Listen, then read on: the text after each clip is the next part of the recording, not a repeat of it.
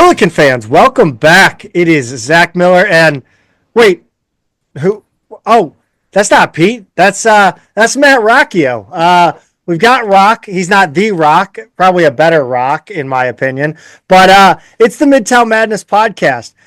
Before we get going, thank you so much for listening. And if you're watching on YouTube, don't forget to hit that like and subscribe button. It's season 5. And once again, the Midtown Madness Podcast brought to you by Two Men in a Garden. Two Men in a Garden salsa is my absolute favorite salsa. So much so that even if they don't have that cantina style at my local store, I will absolutely get the medium, the hot, and take the time, take the dishes, dirty them all up to make sure that I get that cantina style texture with my favorite Two Men in a Garden flavor. Whether it's mild, medium, or hot for you, cantina style or chunky, Two Men in a Garden have you covered with the salsa that is sure to elevate your mid-game snacking. Look no further than Two Men in a Garden for fresh, simple ingredient salsa with a ton of flavor. Visit them online at twomeninagarden.com to shop your favorite flavors and learn more about Kitchen Hub STL.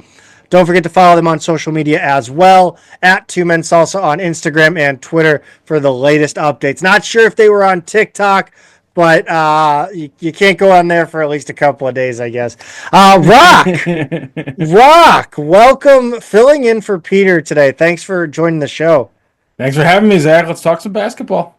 Yeah, I was kind of, as I looked through the notes, I wondered if we should Tarantino this episode, but I think that loss at VCU is really the way to start. It was a 78-62 loss at VCU, Tuesday the 14th. It started out with Amari McCautry being announced ahead of the game, out with an illness. What do we got to do to keep this team healthy? Are they like what is going? It feels like every other game someone is out with some sort of weird illness in practice all week.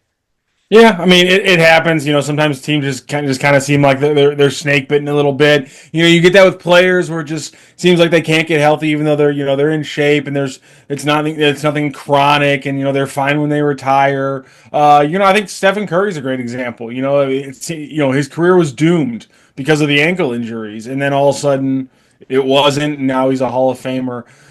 So I mean. I just think it's just kind of it's a bad luck kind of season, and I do think you maybe are seeing the effects at different points of there always being a short bench at the entire season, and you have the Larry Hughes transfer, you have the injuries right off the rip, the AJ Casey thing that just drug on until it finally got mercifully kind of ended. And so it's just been one of those years. I don't think there's any probably reason one thing you can put your finger on, because if you look at every individual one, it's pretty crazy and wild differently. Like I think if you're looking at something, we've had instances in football where they've pretty much nailed down like certain turfs and certain fields have had a bad reputation for ACL injuries and things like that. I don't think we're dealing with anything like that. I just think sometimes the dice roll snake eyes.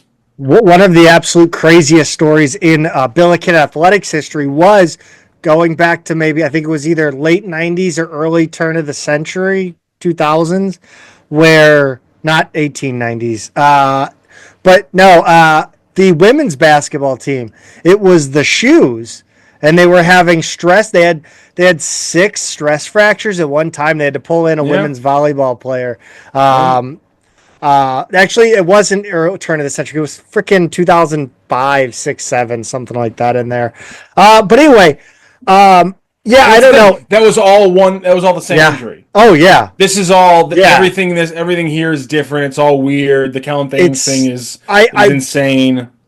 I wonder with illnesses, I wonder how much of that is just a change in attitude from 2020, where we would see people play with illnesses almost all the time. That's one of the things I feel like it's easier to count a guy out because of an illness in 2025 rather than, 2015. Yeah, I think that's a good point. The first half of this game was tense. There was some bad officiating. I thought. Obviously, there was at least one two-hand shove to a Billiken player right in front of an official, which I don't think the officiating caught. Like the officiating was not to blame in this one, because VCU's rebounding really set the tone. Yeah, I mean the VC, it was insane, and credit to Josh Schertz for a very diplomatic way of phrasing it in the pregame talk before the Richmond game. I don't know if you saw the quote that I put out on Twitter where he acknowledged that it's not we weren't really losing the box out battle. They were just ripping and going over our backs and getting tips and not getting called. And I was just like, yeah, it was the 2001 Patriots against the Rams where it was you figured out, oh, we can get away with playing this way, so let's just keep playing this way. And that was kind of VCU's game, and they couldn't line up to it. Let me get the exact quote. Yeah, because I have it in the notes. I have the question in the notes here. Here it is. Okay, so no, that's the pick and Well, roll. I have it in the notes here. Actually, what the next one too? Yeah, here we go. What did you see? So I think it's that. So he's I think it's that. I don't think in that game watching it, we actually, for the most part, boxed out. We just got thrown out of the way, or they jumped over our backs and got a tip on the ball, a hand on the ball. So it was more about us being, we have to be. If it's going to be a street fight, then we have to street fight it. If they're going to allow that, then we have to match that level of physicality. So VCU did a great job there. So, I mean, very diplomatic way of saying you got out muscled, but he's also acknowledging things that I saw, which is it was just, there were insane bounces. There was a couple ones that just rolled out. Three of the 13 that they allowed in the first half were team rebounds that came when they were ricochets off the Billikens that went out of bounds and then went to stayed with VCU. One of those, maybe two of those, at least one of those definitely was out on VCU and didn't go against them. Oh yeah, that was the Brockhoff. And the second one, the angle of the broadcast did not give us a good angle, whether or not it went out on slew. But as a Twitter user pointed out during the game, the ref with the actual good angle looked to the ref who had the same angle as the broadcast, which didn't have a good look, for the confirmation, and the ref who didn't have the angle, because the broadcast didn't have the angle, was the one who made the call. So that one is, in my opinion, skeptical because of the way the referees made the call. So anyhow, some of the rebounds are crazy. They're pulling guys out of the way and they're getting the board. So I actually think that Schertz's focus on the offense in the second half being just absolute garbage is correctly the bigger thing to focus on in the game, because the offensive rebounding is just so insane, and you're never going to see a game where you have a minus 35 field goal attempted difference. That's wild. And if you just look at the numbers, they turned the ball over 13 times in the second half, and they made 6 shots. That's just that's one of the worst offensive halves I've ever seen for a basketball team. And the crazier part is, if you look at their first half, they were at 1.4 points per possession. It wasn't great, and they were allowing a lot of offensive rebounds, but 1.4 points per possession for an offense is an insane number. And so the fact that the offense just was completely useless in the second half of VCU, I think that's the biggest thing to talk about. That's because interesting. I really do think, and that's what Schertz was talking about. He's like, the offense was so bad in the second half, that's why we lost that game. And I think he's right. I'm sorry, I keep fumbling with my headphones. Oh, you're good. The Billikens, obviously, they couldn't grab a rebound. VCU ended up with 13 offensive boards to just one for the Billikens.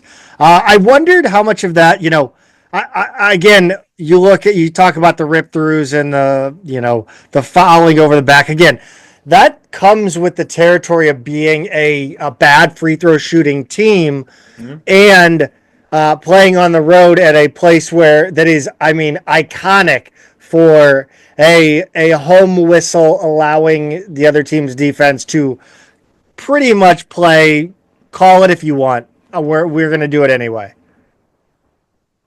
God, that's you're 100% right. Ironically enough, I think VCU might have been their best free throw shooting game of the season. which because is Avila got to the line so many damn times. yeah, exactly. They went 19 to 23 because I he fouled out. He fouled out with 0 for 2. I They missed 4 free throws and Avila missed 2 of them. I said this when like Goodwin was here and French was here. I really don't think there are bad free throw shooting teams. It's just who is getting to the line the most affects your free throw percentage. And we'll talk about Richmond. We'll talk Oh yeah, we will. Oh yeah, we will. Listen, the offensive rebounding is a problem, and the lack of physicality is a problem because I think you saw it. I think you saw it in the Richmond game. I don't want to skip to it. I think you see with the way they defend, and sometimes when the offense goes quiet, a lot of times the lack of physicality. And Stu Durando did a piece recently, and if you're not subscribed to Slew's Substack, Slew's Substack, you're wasting your time and you're not investing that $6 properly. It's fantastic. And he talked about how they need somebody who just fires them up, and that's why I think Dylan Warlick's been a huge part of this team for the last month. And again, we'll talk more about the Richmond game. The VCU game was obviously a problem. The offensive rebounding was horrible to watch, but I mean, it's just those offensive numbers are. I can't get over how bad the offensive numbers are in the second half. I mean, that is pathetic. 0.645 points per possession, if we just want to simplify it a little bit. I mean, 0.6, I mean, that is putrid. I mean, that is one of the worst stretches of offense you will ever see a college basketball team play this season, let alone this college basketball team played. It was that bad. It was horrible. I mean, 13 turnovers. It's insane how bad it was. It's almost as bad as the Billikens scoring 20 points at GW in 2008. And setting a record. But a 17... Yeah, they scored 20 points. Yeah, in a game. That's unbelievable. Well, there was a 35-second shot clock. That's and unbelievable. Now... But anyway, it led to a 17-3 advantage in second chance points, 22 additional field goal attempts. You talked about the offensive figure 25, in the second 25. half. Don't short it. 25. Well, I think that was in the first half. Oh, okay. Was it really 25? I don't know. Pete did the notes on this one. He's the front end producer. Let me check. It was 22 in the first half, which is astounding. 22 in the first half, 35 for the game. Okay, so you talked about the offense being an insane number. Talk to me about this number. Which number? The advantage on field goal attempts. The additional. Oh yeah, it's unbelievable. I mean, it's not crazy in the vacuum of this team because they have been outshot. Did they get outshot by Richmond? Going into the Richmond game, they had been outshot by every single team they played with. And just on field goals, they did get outshot by Richmond. And a couple of them have been like the Richmond game where it's like 2 or 3 field goals. But nonetheless, the stat stands, and therefore I'm going to use it. They've been outshot by every team they've played this year, except for in D1 play because they outshot Avila. If you don't use it, you lose it. And so it's an insane stat, but I mean, you see everything that kind of combines to make it happen. To Josh Church's point in the post game, they never really had to defend in the half court, for VCU, especially after like the first 10 minutes or so. And so at any point, you're giving them, secondary possessions and things like that. It's just. You only see that, and the fact that it was a 16-point game. I mean, you see that discrepancy in 40-point shit kickings. You don't see it in 16-point games. It's kind of insane that all the stats together, it was still not a 20-point loss. It kind of blows my mind. I think that is, in the early season, I was highly frustrated with the way this team was performing, right? But I think underneath all of that, I realized that the games we were losing we were still playing well. It was that there was always the one thing that wasn't right. And it felt like, it just felt like now hold on a second. Is that a little bit revisionist? Because Yes. I remember the reaction. Hold on. No. Well, you got to remember this is an entertainment product. This is an entertainment product I'm putting out here. I was pissed. Well, I was pissed. But again, when you like what I say on here, I remember the reaction after San Francisco and Wichita State. I remember the reaction after those games. But I rode to Kansas City. Like I went there. Like San Francisco was bad just because I don't know, dude. All I'm saying is it seemed like it was like this team was missing something that was attainable, right? Whereas last year, the team was missing something that there was not a single chance in hell they were finding it. And I don't even think it was offense or I thought it was effort and physicality and want to. And that's so kind of if what anything, they the found. VCU game should have terrified you. Right. But at least that's everything else is still working. Like I talked about that GW game. Fair enough. But I talked about that GW game back then. It was like everything, they were playing great defense. They were getting open shots, all this stuff. They were just clanging the fuck out of them.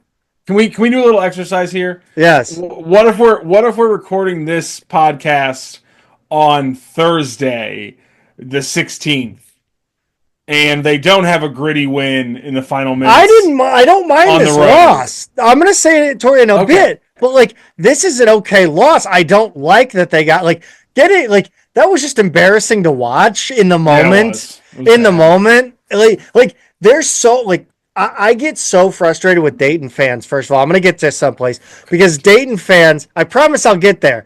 Dayton fans have this idea that their experience as a fan is just unique to them. And I got to tell you, being a Billiken fan is the most bizarre experience that people can endure. There are so many dumb stats or dumb types of games that we see. Like this kind of game, the 20-point game. Just bizarre. The SIU blowing a 20 whatever point lead. We endure so many bizarre games. Well, you're not wrong. There have been a lot of bizarre games, and I don't even think we're hasn't stopped. Yeah, I don't even think we're special in that regard. It it blows my mind. Anyway.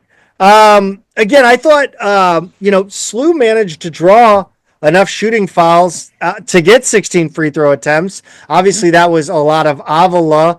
But for all the talking about the grabbing and clutching on defense or on rebounding, I didn't think the VCU was fouling necessarily as I thought they were playing pretty reasonable defense, clean.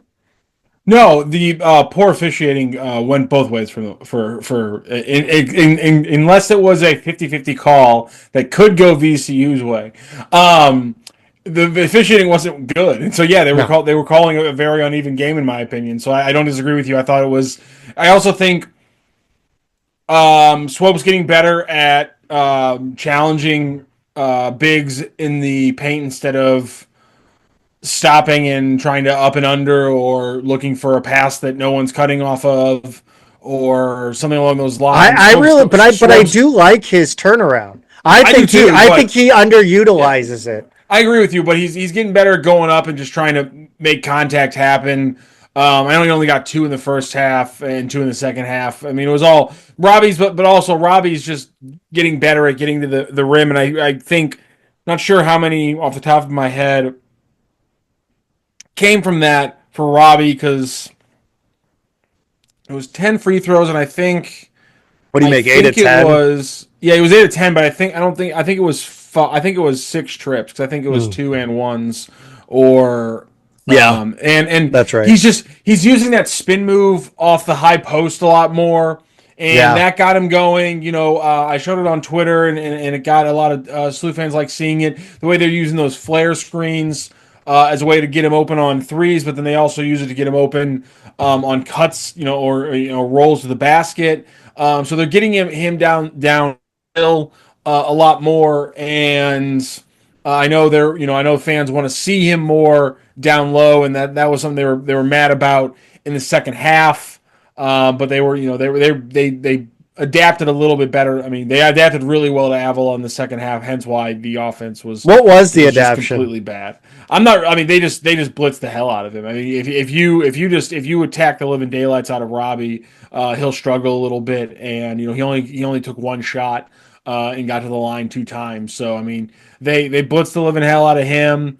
Gibson was the only one who really got anything going. Swope got a little bit going, but yeah, the offense was just completely thrown off its game because they were just they denied every screen, and that's one thing that helps Robbie get open, because if they can deny screens, switch, and then ball denial for Robbie, or if he gets the ball and they're playing him so physical that it doesn't matter that he's got 6 or 7 inches on a guy and he can't win that big small matchup, that mismatch that comes from the switch, well then he loses an aspect of his game, and that's the tough part when you play a really good defensive team that can do that. Sometimes you play a really good defensive team that can't handle that switch, and that's what we saw last night. On the defensive end, the Billikens slipped in and out of a zone. They in the first half they did a good job in baiting VCU into bad shots. Again, just the glass. That's really all you can kind of say there. Despite it all, Rock, SLU's down 5 at half here, 47-42. And at this point, you sit there and you say, okay, defense was forcing VCU to miss. SLU didn't get great offense, but they had great scoring. If you can clean up the rebounding, the second half could go our way, and it kind of all just imploded on itself. Yeah, it was just, defense was. The offense was just. That's kind of been my whole thing, because then that's what Schertz's big takeaway from the game, and I can't disagree. I mean, even after the game, before we talked to Schertz, just the numbers from the second half were just they were flooring me, and just watching the second half and just a complete inability to get anything going offensively. Usually, the issue for this team is one of two things: either no one's moving, and so everything stagnates, or people are moving and the shots aren't falling. Those are really the only two reasons that. That's why most offenses stall in basketball, but that's why most good offenses stall in basketball, because if they move the ball, shots percolate. Things happen when good basketball teams move the basketball. And SLU at their best is a good basketball team. So when they move the basketball, even if it's not that great of movement or that innovative or that clever, or their screens aren't that good, or they're not getting that great of contact, what have you, good things happen. Or they hit shots. Those are those two ways. And so when those things don't happen, it's very obvious. It was just nothing was going well. No one was moving an inch, and no one could get a screen completed. No one off ball or on the ball. And again, you have to credit VCU, but because they on scholarship too. But it's you. I mean, you got to play basketball at some point. You got to win the matchup, and at no point did they win the matchup in the second half. I mean, it's just the numbers are they're absolutely appalling. So what? They were down 5 going into the half, right? And they pulled up right off the rip.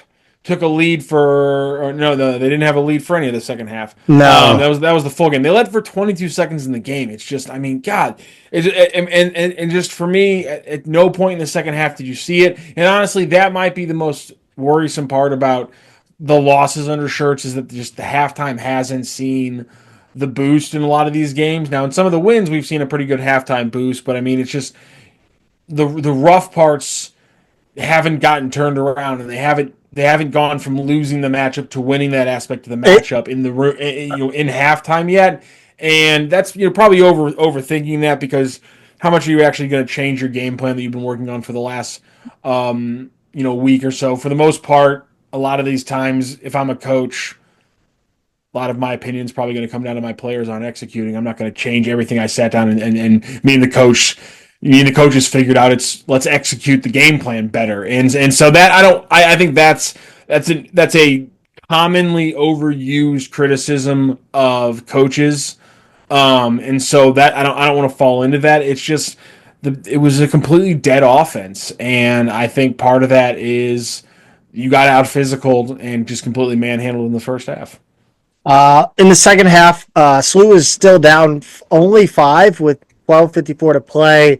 VCU went on the 10-0 run and did not look back from there. The Billikens, like we said, were anemic on offense, 20 points in the second half. Just wasn't the rebounding as the game went on. Turnovers caught up with them on offense with 13 in the second half alone. Rock, I felt like the rebounding turned into poor defense, which in turn turned into forced offense or stagnant offense, or kind of just not really knowing what to do. 22 rebounds for VCU to just 4 for the Billikens. 2 of SLU's were in garbage time. I said turnovers were a problem. 19 turnovers out of SLU, giving it up just 10 times. It translated to 35 more field goal attempts for VCU, 72-37. Jesus. Yeah, it was just a terrible game, and luckily they've they can't win there. They're 0-10 now, hit double digits at Siegel, so it sucks, but It's rigged. you're still 4-1 in conference after getting a win in Virginia at some point or another in the week, and you have a crazy week to finish out here. Over the next 6 or 7 days, and so it'll be, I guess, over the next 9 days if we really want to extrapolate it out to the second VCU game, which is already insane that we're talking about the home rematch for this season in such a quick turnaround in under a month between these two teams. So we'll see if they can turn these things around, because for me, everyone's going to talk about the offensive rebounding, but let's remember this conversation in 7 days when we start rehashing the VCU game post George Washington, however that goes, which is the offensive rebounding was bad, but that was a rock that got going down a hill early, and that probably doesn't happen in the rematch. It probably doesn't happen at home. The bigger thing is, where's the SLU offense? What happens to the SLU offense against LaSalle and George Washington? Especially in the away game against George Washington, coming off that one, because they've been, kind of stickly, obviously, in away games, especially offensively. How does the offense look? How are they running? Are they having long, stretches where they're just completely getting nothing going? And where's the physicality standing from this point? Do LaSalle or George Washington challenge them offensively? And is that something that worries you going into VCU? Or is it something that, because they get challenged in those games, it becomes something that they work on even more so in that week before VCU? So a lot of things to look at. But for me, I know everyone's going to talk about offensive rebounding. For me, as it has been the entire season, when it comes to Josh Shirt's team, I'm looking at the offense. I'm excited for another GW road game. 2 years ago, at GW, Yuri Collins is out. The Billikens somehow pull off a double-digit win. Was probably the last time I had fun as a Billiken fan watching a game under Ford. Pete and I talked about Kalu Anya's absence in the previous game, fouling out in just 11 minutes while SLU got badly beaten on the offensive glass. He played 27 in this game. He had just 6 and 5 when he fouled out again. This time he racked up 3 fouls in like 30 seconds. Over 7 minutes ago. This might have been the saddest foul out I've seen in a long time. Yeah, it was bad. It's rough, and the fouling continued against Richmond. I think it was like 7 fouls in 30 minutes or something like that. And so when you link up the two games, I cannot wait to get to the bookend of Anya's week. I really can't. It wasn't. It so wasn't ridiculous. great. It wasn't great. It wasn't great. There are silver linings. He's such an incredible defender in a lot of ways, and he has such positional versatility. Here's the fun thing: if you're a really big nerd, and I might come up with I might go back and find all the different clips I have marked about this, but I have never seen somebody, absolutely lock guys down. I mean, in their shirt for an entire possession, hand in their face, hand close to the ball, shot goes in. The amount of times that Anya gets scored on when he perfectly defends somebody has to be one of the highest percentages in college basketball. It's absolutely insane. Him and Kobe Johnson both. Kobe Johnson gets burned more than Kalu does because he jumps and cheats, tries to cheat stuff, which I respect because he's a crazy athlete. He's got a 7-foot wingspan, and I do it too. But Kalu's a little bit more steady, and so Kalu doesn't get beat. But I mean, but guys score on him, and you're always just like, how did Kalu was right there? And at this point, it doesn't surprise me anymore, because it's just like, yeah, there's Kalu with perfect defense, letting up 2 again. And so I love Kalu. He's a fantastic defender, but yeah, he had a bad run, and sometimes that stuff feels contagious. Kind of like a bad shooting slump for a guy like that. Yeah, we're gonna pause the Anya discussion and pick it up in a bit. Oh yeah. As we mentioned. VCU absolutely hounded SLU defensively, something the Bills haven't responded well to all season. Again, they have to be tougher. Rock, did you happen to catch the final few minutes of Gonzaga Santa Clara? No, I did not. I late time West Coast basketball sometimes is a hit or miss for me. I know. I forget the Seattle Mariners exist. That's my relationship with West Coast sports. I don't care. But I happen to be watching this, and it was Santa Clara played some of the most frenetic, like Gonzaga was pressing them at the end, and like you thought for sure Santa Clara was going to fold, and then out of nowhere they would just make the final pass to a guy wide open in the corner and just silence the entire Gonzaga Bulldog crowd. Jeez. Which is like the camera is shaking on that broadcast. It was insane. Credit to Herb Sendek for that win. I don't think we'll ever see a Billiken win at Gonzaga ever. I would die. I would die a happy man because I just don't see a Billiken team holding their. I don't know. I am so hurt by SLU Road performances. The SLU Road performances have never been good. Yeah, I mean Road's different because was Auburn a home game? Yeah, yes. The last that was a neutral site was the Kansas State game. Yeah, and then there was the overtime loss to Dayton when they were like 12. That was at home. Yeah, they just never play. They don't. It never travels. Probably Majerus was the last time we didn't have, but even then we'd always have a stinker on the road. Let's see. Gibson Jimerson played all 40 minutes. They held him to 11 points, 2 of 10 shooting from 3. We're gonna have to get into Gibson Jimerson minutes because that was a talking point I think on Billiken social media. Yeah, he's second in the nation. Yeah, that's insane. The only guys who could get anything going in this game offensively were Swope and Anya, or Swope and Avila. Swope kept SLU in the game in the first half. He was hitting incredible shots, ended up with 18 points in 38 minutes, turned it over 8 times. How about that 3 to beat the shot clock buzzer? That feels like a shot that we don't get often. Yeah, I mean, that's why he's a special player. Rammer and Earl call him Swope Show. Or the Swope Show, if you want to refer to the show, if you're into the whole brevity thing, or just the show if you're into the whole brevity thing. That's a fantastic pull. And so yeah, he's fantastic, and that's why you can't. That's why I stopped writing down. That's why I stopped noting certain possessions from SLU games with shot selection is. Because I'm never going to come back here and clip this off and actually put together a video complaining about a shot selection because.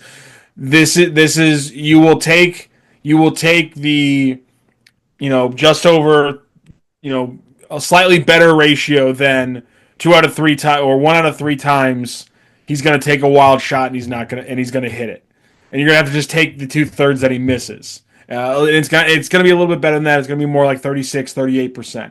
There's going to be some games where it's 42% on even like the crazy step backs. And those games you're going to win, and you got to take those to the bank because, and maybe this is to Schertz's point that he made. God, it wasn't after the VCU game. Like I'm blanking on which game it was after, where he pointed out how his expectation for any basketball team is that you are a better team in February than you were in November, and you're a better team in January than you were in November. You're a better team in March than you were in January, and so. if Swope continues to dial it in and have those games, then in March, when it counts, when you're trying to win the A10 tournament, he's going to have a game where he goes 8 of 12, and 4 of those are just the wildest step back threes you've seen. And that's a big thing. And we'll talk about, when we talk about the Richmond game, this is going to be a big thing.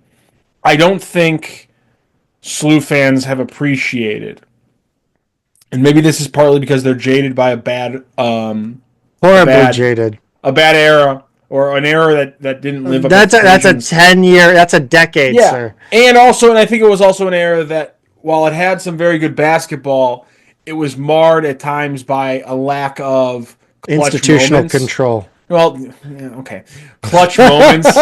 Stop it.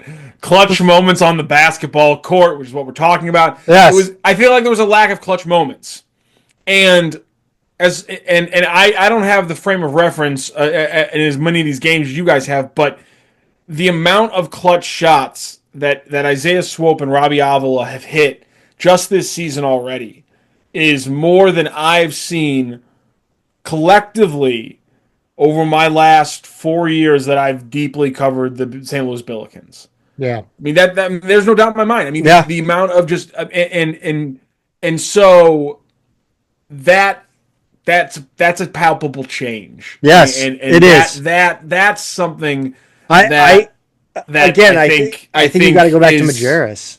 To see clutch shots. You know, the jet drive against like Temple. The Kwame Mitchell bank shot against Dayton. I mean, Jordan Goodwin had some big moments, and Jordan Goodwin had moments where like his moment was a stat line. Like his moment was how he affected the game, but it was never. Yeah, it was never like an end game situation. The amount of times that the Billikens this year have been like up by 1 or down by 2, and Robbie's just been like, I think I'm just gonna pop a 24-foot three here. And it's just, and so there's like a minute 25 left. And money, bam, 4-point lead, or now we have the lead instead, or we go from being down 5 to down 2. They go from being down 5 to down 2, and now it's just like, okay, there it is. Let's like, let's roll. You ever play NHL? Yeah, on Xbox. You know when you're killing a guy the entire game, and it's just luck that the puck's not going in the net. Yeah, and then you finally. Yeah, you know it's going to get there. You just have to stick with the game and not quit until like about 2 minutes. That's what it feels like watching some of these games with Avila. Yeah, exactly. I think that's a very good way to put it. So Swope has hit some crazy shots, and so you just got to take the bad with the good, because he's going to hit those shots. And so I will try to be quiet about shot selection as much as possible when it comes to Isaiah Swope. I will fail, and that's why I said try. That's all we can ask for. Let's see. Avila had 18 points in his 33 minutes. Did a nice job of drawing fouls in the first half. He got 10 free throw attempts, but he only got to the line once more in the second. Like you said, VC was just not allowing any space for Robbie to operate. Yeah, they ran him ragged. The bench did not produce. 2 total points. Thames was limited again. Warlick and Picard didn't really get into the flow of the game. Brockhoff hit a couple of free throws. Pete said he couldn't guard their bigs. Okay. Zach rose out to the island where it's just him for a moment. Yeah. No, I mean, listen, he's not a great defender, but neither is Robbie. So no, I just feel like they just give the bench a little leash. It's fair. It's fair, but I just don't see why Gibson's playing 40 minutes. I know, but clearly you can see the line because Picard against Fordham, I'm blanking now off the top of my head right now. He plays Chicago State. Don't. No, I'm blanking on Rockoff. No, I'm blanking on who came off the bench for some good minutes. Okay, so you had Picard off the bench especially in the first half against Fordham. You had Thames against St. Joseph's. Mm-hmm. You had Thames also made an impact against the Bonnies. So did Dylan Warlick. in all the games, and now the Richmond game, you obviously had Dylan Warlick and Kellen Thames and Killian Brockhoff. In all the games outside of VCU in conference, there's been some kind of impact off the bench. And so to get absolutely nothing, I also think is a big part of the VCU game that we're not talking about, and also we need to focus on and when we talk about it in 9 days about the home game against VCU, which is every other conference game, which are wins. It might not be a lot, but the way that basketball is with a game of runs, just Max Picard completely erasing Fordham in the last 4 minutes of the first half. Huge part of that game. Because you come out in the second half, and that's really one of the few times they've stepped on a team's throat in the second half. And again, Thames, huge minutes against St. Joseph. Obviously, Thames, huge minutes against St. Bonaventure. And obviously, we're just talking about it. Killian Brockhoff, Dylan Warlick, and a little bit Kellen Thames, really good in minutes against Richmond. So yeah, it's a huge thing overall that needs to get better, and it was obviously a huge part of the loss against VCU. VCU, very good offensive rebounding team, very good defensive team. They do both of the things aggressively with a lot of pressure to go with their athleticism, and that is exactly the kryptonite of this Billiken team on offense. You know, the offense is free flowing, all that good stuff. Again, Pete and I talked about it coming into the game. We said it last week. Cool. We knew they'd have the edge in these areas. The effort was the difference in this one. I don't know if that's how you saw it or what. Yeah, I mean, my thing with effort is as soon as the coach calls it out, then I'm fine with that being a talking point. And that's Shirts. You know, he maybe he didn't call out their effort, but because is the opposite of being physicality not showing effort? Like, are those two things? That's a good question. Did you hear my conversation about fouling versus clean versus good defense?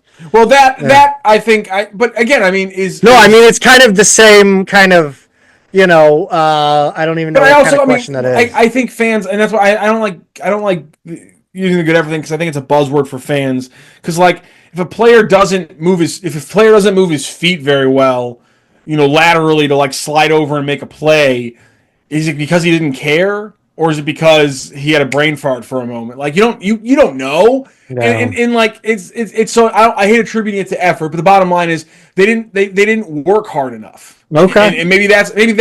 Effort. But for me that's a different way of saying effort, because it's just clearly when you see the way that VCU is just punching through you.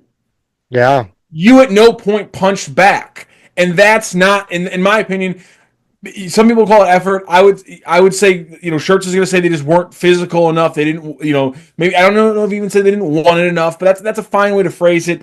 But the bottom line is they got out physical in a basketball game. And that happens sometimes. And I don't think it didn't, says anything bad about these guys, these players. They got absolutely just completely worked. And sometimes that happens. And the second half, I think if Robbie Avila called it embarrassing, and I think I'll take that out of him. That's the shit. Like, that's the shit I wanted to hear about earlier in the season, and I feel like we didn't get it. He was pretty emphatic when they sucked that they were pretty that it was unacceptable that the basketball effort that they were putting out there. He was Robbie always. I mean, there's that I can't. Fair enough. I mean, I can't think of a single player who hasn't mea culpa exactly to the level fans should and would expect when they've had the bad games, the big ones, the VCU, Wichita State, and the other one, San Francisco. Okay. And again, they're all away games too, and so at least we played them. These guys have to sit in a freaking closet and you listen to people like me be like, what was VCU doing to absolutely just shit rock you on the boards? And he's got to come up with an answer and be like, I was totally embarrassed. And it's like, I'm so much better at basketball, and I'm going to be so much more successful in life, but I have to explain to these people why I suck tonight. So like, I completely respect everything the players do and have said this year. They've been fantastic. And so him saying that it was an embarrassing level, I think that covers it. It was embarrassing. It was hard to watch. and hopefully they use that to get what will be a very big home win at the end of the month. So Sue is now 0-10 all time at the Siegel Center, the Siegel Cafetorium, the only A10 facility where they have not won a game. Doesn't sound real. Jeez. It just brings back PTSD from the CBI. You shouldn't. Listen, nothing in your brain. Like, you can't be thinking about a CBI thing for this long. Like, you gotta.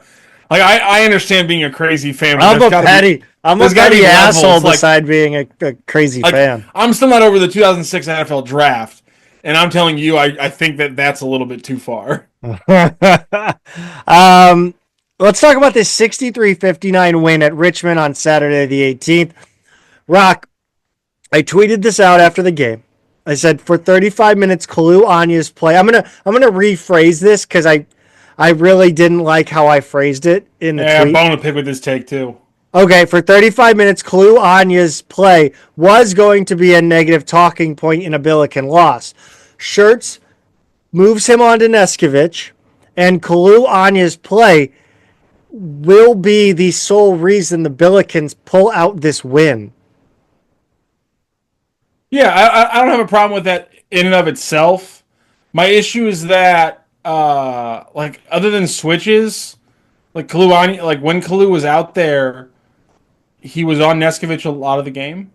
So, like, you're right. Well, you are correct. In that second half, No, the Johnson was on Neskovich. Well, yes, because the problem is that Neskovich goes ham in that 11-0 run where Kalu's on the bench. As soon as Kalu comes off the bench, that's when he takes over on Neskovich, which is at the 5-minute mark. You are correct. I don't pay attention to the games. This is my new thing. I'm asking people. Fair enough. No, I appreciate you're right, though, because and that's something you have to credit the other team to. And this is something that we miss sometimes when we talk about games and we don't look at things we should be looking at, which is teams successfully are able to change matchups through switches, and so then you have to counter their switches, and sometimes it's easier to do that against certain offenses, certain defensive coverages than it is other ones. And so there probably aren't as many possessions with Kalu on Neskovich as they wanted. Part of that's probably going to be because the Princeton offense, too. Well, Kalu only played 11 minutes in the first half. Well, which was interesting because, up until that point, Neskovich had 2 points. Yes, and that's my point, is that Kalu was playing Neskovich a lot in the first half. But again, to your point, Neskovich does have that stretch that's 11-0. Neskovich is a big part of it. Kalu's on the bench. That's when they take advantage of it. And so your overall point is correct. That's what changed the game. But it wasn't a matchup switch. It was that's when Kalu came back into the game after being out for such a long period of time and them getting sunned. And that's my thing about Kobe Johnson. He had such a great start to the conference schedule with Fordham and St. Joe's. He had a good offensive game against the St. Bonaventure, but individually, I think he only had an okay defensive game. And now, against VCU, I thought he was not great, and against Richmond, I thought he was also not very good. So, need to see Kobe Johnson bounce back over these next couple games leading into that VCU rematch, because he's been a little bit shaky after such a strong return against St. Joe's and Fordham. So that's also, I think, a big. He was banged up. He was apparently banged up in this one. He had the hammy issue. Yeah, and so that might be a factor because he got healthy and he was finally getting his bearings within the offense, and we saw him play great. And then all of a sudden we've had 2 not so great games for Kobe Johnson, and so that's one factor I think that I'm kind of watching over the last couple games. But to your point, Kalu, fantastic. Kind of had the goat horns a little bit, and then fantastic that last 5 minutes. His defense was amazing. Did you see the guy at one of the games? He had a picture of a player and it said general soreness because I guess he didn't play, and it's him in like a general uniform. I like that. I Absolutely like that. hilarious. I don't know why I thought That's of a How I that. Met Your Mother joke right there. Yeah. Um, I again, like I said, I think it's the key to the game in this one. Again, the last bucket Neskovic got in that one was just under 6 minutes to play when right before Anya comes back into the game. He was killing the Billikens, as you pointed out. And that last one was, I think it was the one where he just beat Kobe Johnson completely. And you're kind of like, wait a minute, what just happened there? Um, but yeah, I think Kobe's better. It's like when he can swallow up small guards, or when he can use his length to run with a little bit bigger, maybe some slower bigs. I think a guy like Neskovic, who's like 6'7", who can body him and still has some athleticism. I think that's kind of the perfect guy where it's kind of in a pocket where you think Kobe would be great to guard him, but those are the exact players who have kind of caused him problems with VCU in Richmond and St. Bonaventure. yeah, Neskovic scored 18 points in that second half. Rock, this game, the full game, was far from an ideal experience for a God, Billiken no, yeah. fan. I mean, and again, credit to Josh Schertz because we talked to him before the game, and his big talking point is that you have to respect the Richmond defense, and he talked about how everything they were great at defensively, and he was absolutely correct. I mean, if you go back and look at it, this is the quote from the fourth ranked defense. Their point switching, how disruptive they are without being super athletic. They're third in the league in steals. They force a ton of turnovers. They do a great job of shrinking the floor. The way they switch is really disruptive. He pointed out that in the opening 13 minutes of the Rhode Island game, Rhode Island scored 4 points against Richmond. So yeah, that defense is extremely solid. And again, they're doing it without being super athletic.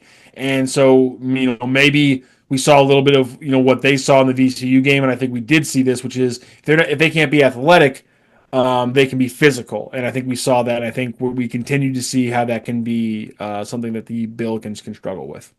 I thought the Billikens controlled play for much of the first half, despite an abysmal shooting performance. Took a 27-23 lead in the break. It kind of feels like at that point, okay, we're up and are getting but missing wide open looks. 16.7% from three.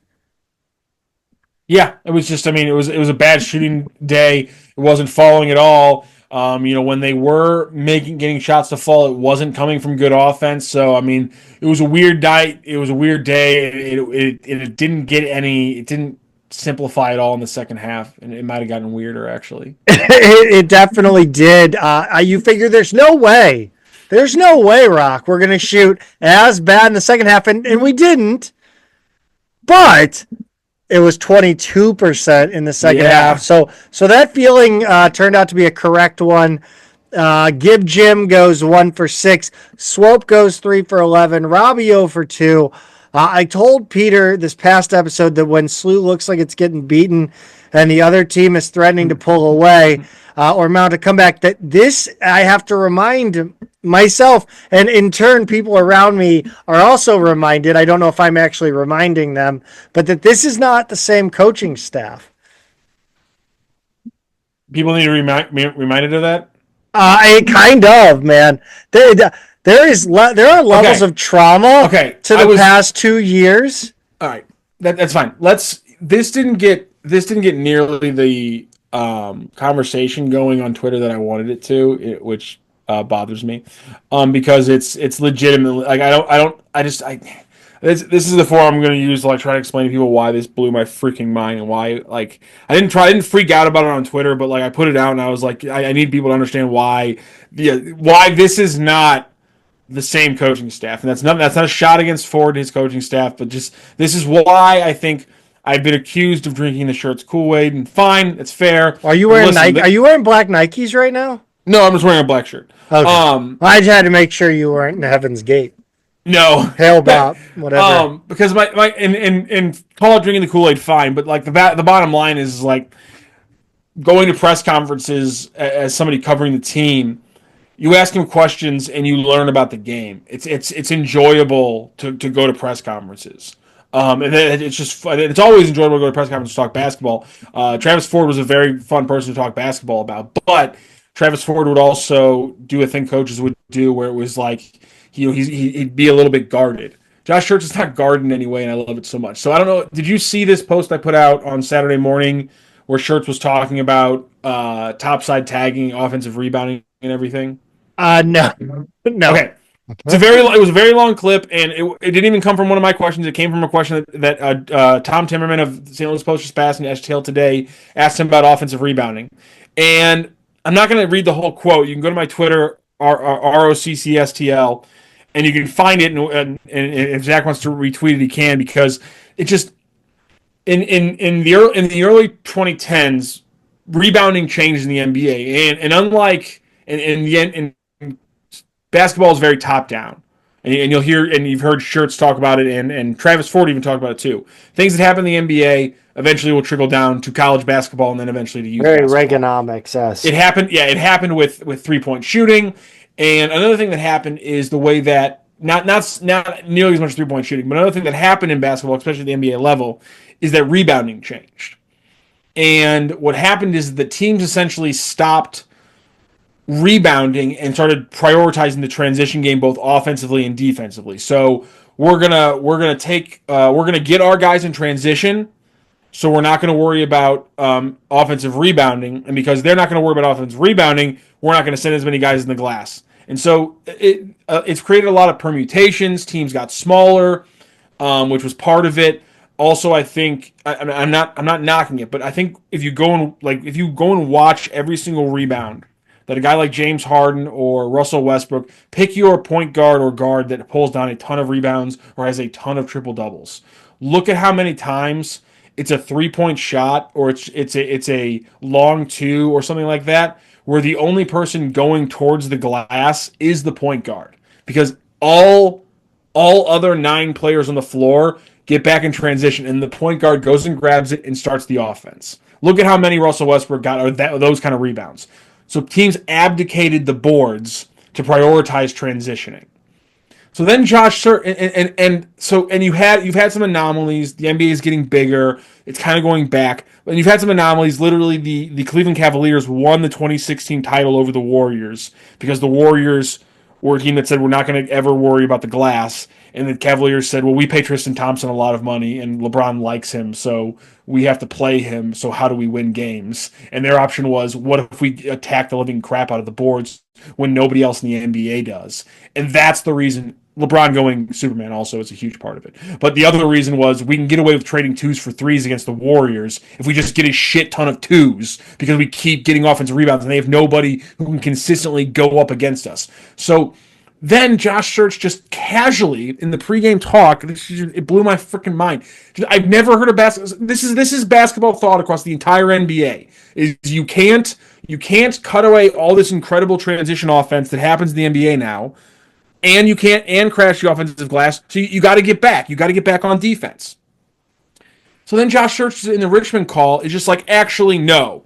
And he starts calling it topside tagging. And in terms of offense, and so he's talking about the VCU game, and I'm going to read part of this quote because you can't get away from it. So this is him talking about the offensive rebounding against VCU. In terms of offensive rebounding, I think a couple things hurt us. One is the way we space the floor makes it harder to offensive rebound because you try to keep good spacing so there's less guys at the rim. This is exactly why the NBA also, we saw, again, more spacing, more three-pointers, more transition offense, less rebounding. And then he goes on to say, I think our lack of size and athleticism it's probably amplified on the offensive glass. That's a fair point. Log that in your brain for the rest of the Billiken season. But then he talks about this. He talks about we got to do just a better job of going. And in that phrase, I'm pretty sure the context is, go attacking the rim for offensive rebounds. He says, I actually think that going, as long as you do it with intelligence, they call it topside tagging. If you're not the shooter, or Robbie if he's above the break, or if Swope's above the break, they don't send them. But everybody else, if you're in the corners, you should be coming, or if you're through the elbows, you should be coming. And if you're above, you should be getting to your guy and getting on their inside shoulder and putting pressure on them to box you out. What that actually does is it slows down their transition. If you topside tag and you really put pressure on the box, you don't overrun it where you're taking yourself below the guy, your transition defense improves. So they're not mutually exclusive. You should be able to pound the offensive glass, and it should help you in defensive transition. I mean, the guy is out here breaking a decade of conventional basketball by telling us you can pound the offensive glass and it can actually make you better in defensive transition. I mean, this is going against an entire decade plus of how the game has worked, and it blew my freaking mind. And so this is why I thought this was the perfect time when you thought this is a different era. It's a different era, and this is why if people want to say I drank the Kool-Aid, fine, maybe I drank the Kool-Aid. It's because a lot of basketball coaches don't talk like that, and when they do, it's special.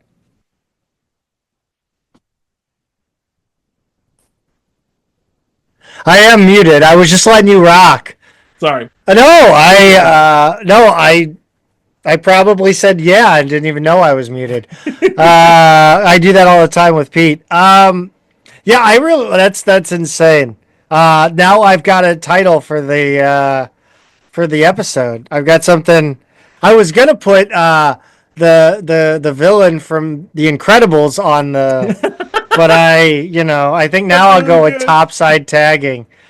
He does that every week, and that's why I've started putting out those long form quotes from him, because the thing is like that is a 4-minute, that is him talking for 4 straight minutes of a question that was essentially, how do you guys balance offensive rebounding and how do you get better at it? It was a very simple question from Tom, a very good question, especially coming out of the VCU game, looking at Richmond, and he goes off for 4 minutes and breaks my flipping brain with how he's talking about basketball, and he does it almost every week. And him and his staff are a special group of coaches, and that's why even when you have games like VCU, even when you have stumbles that end up being W's like Richmond, there's a reason why I still look for the positives from these games. Fair enough. That's wild. I don't get obviously access to that stuff. So we appreciate you passing that along. Yeah, my other point is, if you see me tweeting out a block of text and you're like, God, that's so much information, I promise you, I promise people I'm not trying to spam you with something. I'm doing it because it's something that's legitimately super impressive. I got another one on there. You're not spamming Shirts coin? No, yeah, exactly. I got another one on there where he's talking about, how, Robbie needs to be more aggressive in how he's playing against pick and rolls. Because, he's been in drop coverage for a lot of the season. Now they're playing him up to the level. Up to the level just means that he's basically, playing the screener at the level of the screen instead of playing it like 5 or 6 feet back. The extension would be hedging, right? Yeah. You get up to hedging or blitzing would be when you see guys straight up go up past the level of the screen to kind of force the guy one way or the other. So they're playing him more aggressively, and Shirts had a long explanation of like why they need to be doing that more and why it helps them, and even went into why you can do it against a Princeton offense even when it seems like it might be problematic. So just if you ever see me tweet out one of those blocks and you see maybe some bold writing and some highlighted in yellow, I'm putting it out there because he just blew my mind. We talked a little bit, or I mentioned a little bit about how Gibson is playing 40 minutes a game. In this one, you said he's top 5. What in a division? He's in playing time percentage per game, he's second in the nation. A lot of the number two. A lot of talk during that last Richmond surge was about players looking gassed or like they have tired legs. I feel like you don't need to trot Gibson out for 40 minutes. Like, it's not even a... Yeah. Like, I feel like... Give me Max Picard playing that role. Jimerson's not that much better of a defense. Like, I want to see Picard play guard. He's done it. I just, it's not as a defensive-heavy spot on the court. It's... I think it'd be an interesting spot for him to slip in the lineup. Again, with Picard, I think it's more just ball control. Yeah. That's what they're. I mean, but Gibson doesn't have the ball. Like Gibson does, I don't know. But the thing about it is you look at that game, and one of the points, and I think it was right about the time that Gaines decided this game was over, preemptively. Gibson misses 2 straight free throws. We all thought that game was over. In fairness, yeah, I was with him 100. That's the trauma. I was with him 100%. That's the trauma, man. That's the trauma because it's something like if you followed the SLU women's basketball team this season, or the last 2 seasons, I'm sorry, there were so many games where you gave up on that, or I gave up on that team because of the trauma from the Ford era of just getting behind and then it's over, But they did give he did give the Richmond fans the consolation prize of Buffalo Wild Wings, which is nice of him. That's always nice. What did you think of Killian Brockhoff in this one? I want to talk about him because, of course, I do. I thought he gave meaningful minutes and showed he's a nice change of pace. To Avila, he can give. I think he got exactly 5 minutes. Exactly 5 minutes. I love that it was exactly 5 minutes. I thought, he gave the Billikens 1 and 2 from the line, a sweet assist to Gib Jim. Again, I thought his defense was quite good. He was +3 in those minutes, man. Yeah, I've maintained that he's he's just the perfect backup for Robbie because he lateral quickness and vertical. He's probably a better athlete than Robbie, so there's a little bit more of a defensive ceiling. And then on the offensive side, just watching what he can do, and I thought, especially those 2 plays that I posted on Twitter in a little clip where he was involved with Gibson's buckets before Gibson fell off a cliff for the rest of the game. Where she got hit by a car, she's dead. Oh yeah, it's he hits Gibson on that over the top on that back cut from the slot, and then he's the guy running the dribble handoff when he hands it off to Gibson when he hits that curl into the paint for the layup.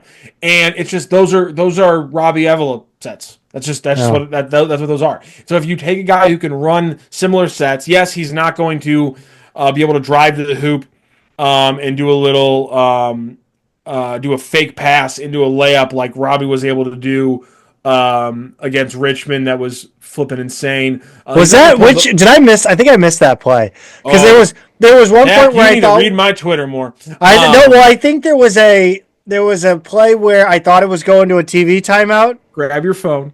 Do yourself a favor. Grab your phone. Go to my Twitter and scroll down to the Robbie Avila. This is great internet. This is great. It is because I'm going to talk. You're fine. You don't need to look at the camera. Scroll down to the 3 plays I did for Robbie Avila, and you'll see. My eyes are the moneymaker, though. Yeah, that's true. You got my eyes in my hair right now. You're fine. Scroll down to the 3 plays I put in of Robbie at halftime because they were all flipping sweet. So Brockhoff's not going to give you maybe the efficiency of Robbie driving the hoop. Or he's not going to hit those insane seam passes. But what Killian's going to give you, he's going to give you he can run those dribble handoff sets. He can hit a pretty high level of difficulty back pass like he did to Gibson Jimerson. He can hit threes, maybe even at a higher level than Robbie Avila. And again, I legitimately think lateral quickness, vertical wise, he has a higher defensive ceiling from Robbie. So yeah, I'm 100% with you. More Killian Brockhoff minutes make sense, except for the fact that just means less Robbie Avila minutes. And so that's really the main problem. But to your point, he's earned it and he's played very well. And I've been really happy with that. So the answer is be more okay with giving Robbie when he needs a breather. Be more okay with giving him a breather because I think Brockhoff's earned that. See, I didn't think that was a pass. I didn't see a pass there. I saw. He kind of fake. I thought he was bringing it through. I think he was faking a pass. It was a 2-in-1. It was a twofer. Either way, it was a 2-for-1. Yes, it was. The unheralded star of this game, again, I am advocating for more bench. I really am. I think there's depth there that's not being used. I think they're much better than people are giving them credit for. And it was Dylan Warlick. So I was geeking out at his performance in this one. It's been amazing. plus 12 in 10 minutes. Included. By the way, we have to settle in that Dylan Warlick is the reincarnation of Mitch Hedberg. If you look at the timeline, Hedberg died and Warlick was born in the same year. Oh man, that's crazy. At least I think. I did look it up. We have to point. talk to him more before we give him Mitch Hedberg. I love so much in the voice and the delivery that makes Mitch Hedberg that we can't go just off looks on this one. Oh my god! Again, I think Honey Badger is a good start. We can work off that. Yes. Well, no, you can't do Honey Badger. Well, I guess that's all you've been taking. That's Kevin Lish, man. Yeah, that's true. I forgot about that. 12 plus 12 in 10 minutes, including a very nice little play in the post. It was reminiscent of kind of the stuff Jordan Jett or Goodwin would go for. A bigger guard on guard in the post, just using that big ass to back up. Most importantly, he hits 2 massive free throws down the stretch. The inbounding play was pretty sweet too, though. You bringing up Warlick having a big ass makes me. Have you guys ever talked anterior posterior chain on this podcast? I have no, but I do on occasion. It's the dumbest. It's okay. There are some there are certain axioms in sports that work. It's so stupid. Anterior posterior chain.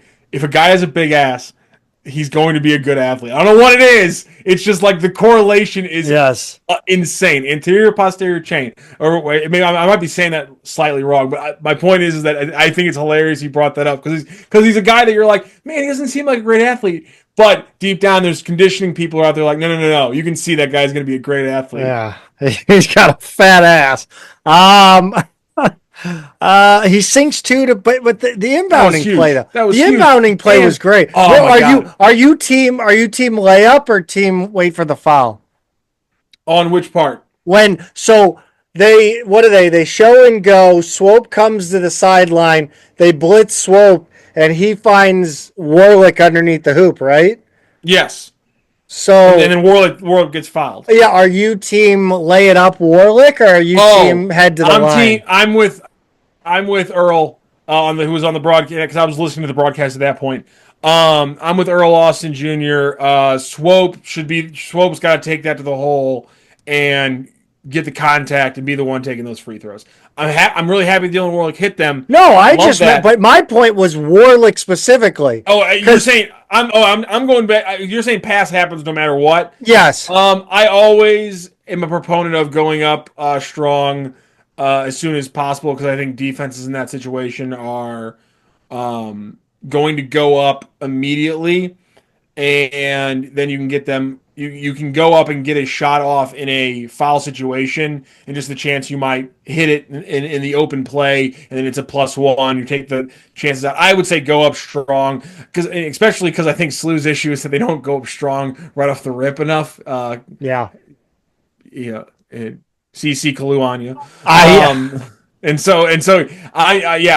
I think there's a lot of factors. Again, I think he should go up strong right off the rip. I think, again, Isaiah should probably just take that one himself, drop his shoulder, and try to get to the hoop, but that's just me. I have the leader in the clubhouse for ideas for a t-shirt for this show is basketball is more fun when you don't foul up 3. Yeah, but it's always the right move. Like I said in the tweet, winning is more important than fun sometimes because winning is fun. The Billikens are up 3. Swope fouls the Spider as they cross half court, sends them to the line with 9 seconds left. That Spider was B. Artis White. Great name. Makes 1 of 2. I assume he was intentionally missing it. Are we as a basketball knowing culture? Are we all in on the high arcing shot being the most effective way to miss the free throw intentionally? No, I think I think flat ones. I would go with a flat one off the back of the rim if I'm trying it. I'm trying to throw one flat off the back iron. Okay. and get a ricochet that way because I think because You're trying to Nolan Ryan in that commercial, well I mean except not through the backboard. well think about it this way. Just think about where the guys are on the court. Yeah. They have four guys right there. So what you want is a long rebound. Okay. That's where your best chance at winning that board and buying that second possession or that second shot within that possession is a long rebound. So I'm putting it off the back iron, hoping and maybe that's what people are thinking. Maybe it's you want the high one, so it's more like a 3-pointer because those ones are longer. But I'm thinking if you're standing right there, you can pretty much just rifle that sucker right at the back. But then if you miss the iron, like I think you try to shoot for the hoop, but you just artificially just shoot higher. And but then you get the rebound you got, which is it slightly nicks off the rim to the side, and the Billiken standing right there is like, okay, like it was such an easy rebound. Yeah, okay, I'll give you that. Billikens get the ball into Avila, who ices the game. Gives the Billikens a 4-point lead. And of course, that leads us directly to Avila, who was the obvious star of the game. He, for the most part, got what he wanted going to the hoop in this one, despite anything else going on with the offense. And that's exactly what you need from your talisman. Yeah, he was incredible. I mean, absolutely just incredible. Like we were just we talked about in the previous game breakdown, it was just late in the game. He went to work on the block, low block, high block, spinning off things, screen and roll, getting to the line, driving layups. It was a virtuoso performance by Robbie Avila in a way that we've seen from him in a lot of games. And at this point, I'm a little bit surprised when I see what he's able to do. But I'm getting less and less surprised and just more in awe of what he's able to do. And again, I tweeted it out. It's a stupid sentiment, but it's true. College Jokic is a dumb nickname. It is a terrible nickname, but it's the truest thing in the world. I can't not. I hate it. I can't not see Nikola Jokic. I'm out on when he plays because the way he drives again, that little that we were just talking about from the Richmond game. The way he always looks super unathletic whenever he gets fouled. Same thing with Nikola Jokic. The way that one of the reasons I love Nikola Jokic is not just because I have a weird thing with passing big men, but it's that you have a weird thing when you pass big men. No, no, I have a weird thing with passing big men. Oh, okay. Sorry, shoot, I misheard.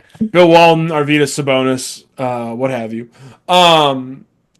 And so I forgot what I was saying. No, one of the reasons that Robbie and Jokic is that they'll do these weird things where it doesn't look like it's a basketball move, but it's like they don't care because the only thing they care about is getting the ball in the hoop. And so they'll do these weird, goofy layups where it's like their hand, where it's like they'll throw it up in the air and it'll fall. And Robbie does that stuff, and Jokic does that stuff. And then you have the passing, you have the shooting. I mean, Robbie did a Sambor shuffle in a game the other day. I think it was. God, I need to go back and find it because I don't even know what that means. It's what Jokic does when he does like the one hand when Jokic does like that 1-footed shot he does. Like that's kind of his special move. It's called the Sambor Shuffle, and it's this little like 1-footed shot that Jokic does. Okay. And watch a highlight of Jokic doing it, and I guarantee it will pop into your brain that you've seen Robbie Avila do that in a SLU uniform. And so it's a bad nickname, but it's the most accurate one out there because I'm out on Robbie Avila nicknames. He is college Jokic, 100% of. I can't get over how perfect of a nickname it is. I know it sucks, but I'm out on nicknames in general. After I watched Dr. John Giannini try to seriously break down his nicknames and which one was the most applicable, I just wanted to like crawl into a hole and not deal with Robbie Avila nicknames. Yeah, that's fair. They're like it's anytime because they're all just based on somebody else's nickname. And except for comparisons are fun in sports. Don't be one of those. They are. Comparisons are fun in sports. Team comparisons are fun in sports. No, as long as you're not asking about fun. As long as you're not asking who's better. I hate that. Yeah, no. I hate the like, oh, so and so's a better player than so and so. I don't care. The biggest truth in the world is that people should be out. One of my biggest like sports things in the world is you should be able to make a comparison to a player, and people should be able to understand that comparison is 100% like an aesthetic. Like their games look similar, but you're saying it without needing to say. By the way, I'm saying this because his game looks similar, but it's like 10% as good. It's like Warlick in every Billiken I've ever compared him to. Yes, exactly. That's a good way to look at it. Yes, it's like when people tried to say that Trae Young was Steph Curry. No, he's not. Gibson Jimerson had a tough day. 1 of 6 from 3, but in that second half, he did get some looks going to the hoop, and he did get into actions going to the rim. Yeah, and he's been better about that this season, and they've been really good about that. When he's not having his shot fall, he's good at. And really what they like to do is a lot of times you'll see him. Oh God, this is an amazing story about the coaching staff, but I'll leave it for another podcast. If you don't, you son of a bitch. No. It's that I was trying to run through really nerdy basketball stuff. Yeah. Because I came across a blog from like 8 years ago that was explaining something that they called the Chicago Action. Chicago Action, by the way, if you've watched SLU, you will have seen it a lot, although they haven't run it the last couple of games. Chicago Action is when they will put 2 guys on a screen with Gibson over on the off ball over on like the corner, like a Horns. Well, not because the Horns is a man at the top of the key and then 2 guys right there. Yeah. The one I'm referring to is the ball. Let's say the ball's over on the left side of the left wing, and your ball's weak side. So you only got 1 man in the corner over there, and then strong side on the right side is 2 guys setting staggered screens, and then Gibson in the corner.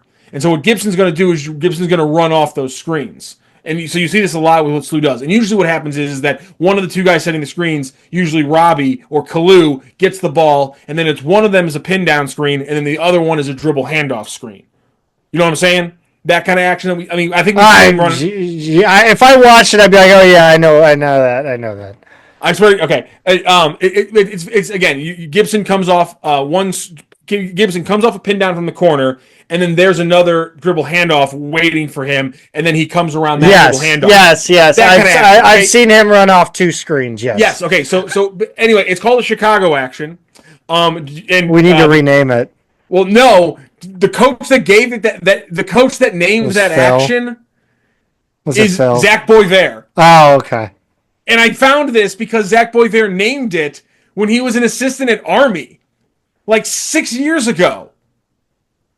And so I discovered this on a blog talking about it from like 5 years ago. It was just an insane, like, the fact that I ran across it was just like, it was literally like Chicago Action named by this assistant head coach. And I click on the link and it's literally a blog quoting Zach Boisvert talking about how he came to call it a Chicago Action. And he came to call it a Chicago Action because the Bulls ran it for Derrick Rose a lot. And the funny thing is, it's actually a very popular action used in triangle offenses, and yet he's naming it after Chicago from the Derrick Rose era. But anyhow, they use those actions a lot for Gibson. And the point I'm trying to make with that, by bringing up that story, other than the fact that I've wanted to tell somebody that for weeks, is that Gibson, they'll use those same actions early in games, and Gibson will try to get a 3-point look. But then later on in games, if that's not working, Gibson will then start either curling off the first pin down screen, so that he's curling like inside, he's like under the break curling for a cut, or instead of coming off that dribble handoff as a shooter, he'll start curling off that dribble handoff. Or the third thing they can do is, instead of cutting hard off the first pin down screen, and instead of curling all the way around the dribble handoff, he can then fake curling around the dribble handoff and then cut back inside, and then he gets that handoff going to that screen again. So there's other things that can work off the initial action that creates 3-point shots that then creates looks for him to get 2-point shots. And that's what they were started doing in the second half against Richmond. I think you've seen them do that in the second half of different games when teams have taken away those 3-point looks from Gibson. And I really do think that's another one of the reasons why I have a lot of faith, in the SLU coaching staff, because you do see that stuff early and it doesn't work, and then later on you see the counters they have built in. And at this point, it's not necessarily, I don't think, even Shirts having to call that stuff out. That's the kind of stuff that now the offense is getting to in the flow of their game, even in a game against Richmond where they're not playing too well. Yeah, thank you for providing much needed content when I my scant notes for this game, since Peter was on vacation here. I got you covered, don't worry. Isaiah Swope gave you exactly what you kind of needed, a base level from Isaiah Swope in this one. Yeah, absolutely. I mean, and that's kind of what he does. He's going to give you the same thing every game, and the question is whether or not it's going to be a little bit off the margin here, a little bit off the margin there. Didn't turn the ball over. That was the big thing. And while he didn't hit a lot of shots, he hit a couple in big moments, and that's when those shots are going to matter. That's kind of what we talked about earlier in the pod. Anya, did we even talk about that, or did I completely miss that? We did talk about it. Okay. Oh yeah, we talked about the Neskovich stuff. Oh yeah. Yeah. Oh, we got into it. I forget. I black out. Like I don't. You're good. I've been talking a lot of X's and O's tonight too. Well, it's funny because I've talked about this before when I interview people, or even when I talk with Peter. I don't listen to what Peter I don't listen to what he's saying for comprehension. I listen to it to find the next thing I can jump to. Yeah, it's a tricky battle. Yeah. I get it. Anya, despite the criticisms, again, comes in clutch defensively, as we said, finishes with 10 and 9. You know what? 1 of 2. Shirts says that they came there for 2 of 2. They didn't get it. You kind of, where do you stand on 1 of 2 in this road trip? I mean, it's what happened, so nothing you can do there. But I mean, listen, VCU is a tough game materially. It's also a tough game immaterially, because I know it's stupid, but and you can't quantify it. But that 0 for 9 is like hanging over your head. And this isn't the little Giants. Yeah, exactly. There's not that one time. It is a thing, and so they had. I think in the moment, both Wichita State and San Francisco happening when they did was so heavy. But I mean, those happened so fast and so early in the season that, and it being such a good run up until that black mark against VCU, it happens. It's a tough away game. You always knew it was going to be tough. Just rebound, get a W at home, and we can completely forget about that one and throw the tape out. So it's not what you wanted. It's not ideal. But the fact that you had to grit and grind through a second game, yeah, maybe blowing them out after getting blown out would have felt better, because Richmond's not a great team. But maybe there is a factor of having to lock in and get a tough win is something that this team needed to do in an away game. Going forward here, Rock, the Billikens will come home for a midweek matchup on Wednesday night against, that's the 22nd against LaSalle. What do we know about LaSalle? Listen, this is, I know we shouldn't be doing this, but like I legitimately think this is one of those must-win games for the Billikens. And LaSalle, doesn't take a lot of threes. They don't make a lot of threes. They don't make a lot of twos. The offense is sub 200. They have a coach who looks like he works at a mortuary. Yeah, their offensive efficiency in conference play is actually worse than it was in non-conference play. And at this point, if a SLU team, if an A10 team is doing worse in conference play than they are in non-conference play, it tells you, I think, really who the team is, because every SLU team, every A10 team played a bad non-conference schedule, and that's why I think the St. Bonnie's defense being bad is shows you how light that was, and shows you kind of what they really are now. I'm not saying they're a bad team, but they're definitely not the team they were in non-conference. And I think that's, if you look at LaSalle, I think they definitely were a little soft in non-con.